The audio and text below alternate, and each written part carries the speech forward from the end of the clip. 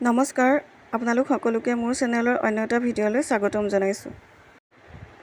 আজি এটা নতুন পদ্ধতিলৈ আপোনালোকৰ আগলৈ আহিছোঁ। এয়া হৈছে ফ্লেক্সিড, য'ত আছে ফাইবাৰ, ওমেগা 3 ফেটি এচিড। ইয়ে আমাৰ ডাইজেষ্টিভ ছিষ্টেমক ঠিক কৰি ৰাখে।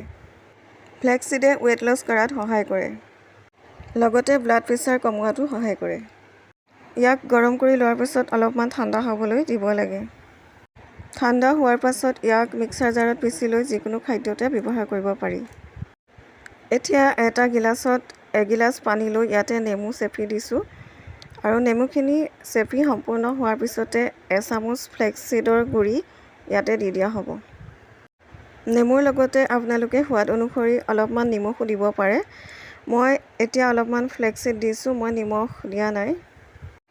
এতিয়া 1 চামুচ ফ্লেক্সিডৰ গুড়ি নেমু পানীখিনিত মই ভালদৰে মিহলি কৰি লৈছোঁ আৰু এয়া মোৰ ফ্লেক্সিড চৰবত সম্পূৰ্ণ হৈছে। আপোনালোকেও এনেদৰে ফ্লেক্সিড বনাই খাবচোন।